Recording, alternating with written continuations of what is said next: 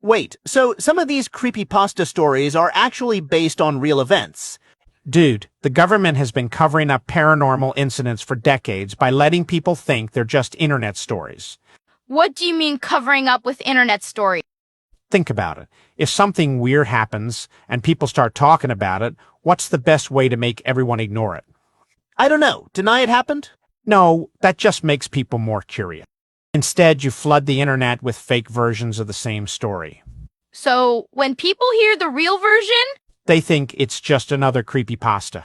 Perfect cover-up that hides in plain sight. That's actually genius in a twisted way. Take the Slender Man stories. People were reporting tall, faceless figures in forests for over a century before the internet even existed. really? Like actual witness report? Yeah, old newspaper archives from the 1800s talk about the tall man who would make children disappear near wooded areas. But the Slender Man was created by a guy named Eric Knudsen in 2009. Or was it? What if Eric just took real historical accounts and turned them into a fictional internet story? You think the government asked him to do that? Not directly. But think about this. Right after Slenderman went viral, all the real witness reports got buried under millions of fake fan stories. So now, when someone sees the actual thing, Everyone just thinks they're copying a meme. The real entity gets to keep operating while hiding behind internet fiction. That's actually terrifying. It gets worse.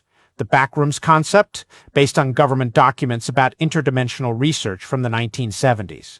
you're saying the government was actually studying alternate dimensions? Looking glass.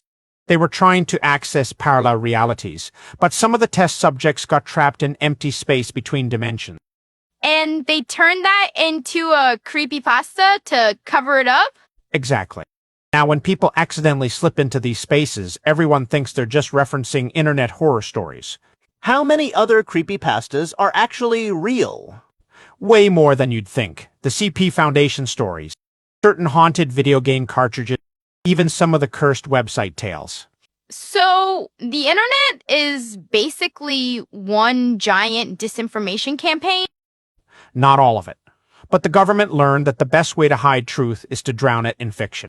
People stop believing anything when everything sounds like a story. So how do you tell what's real and what's fake? That's the scary part. You can't. And that's exactly how they want it. But there is one way to spot the difference between real paranormal events and fake creepypasta. Ha! Want me to show you the signs that separate actual supernatural encounters from internet fiction?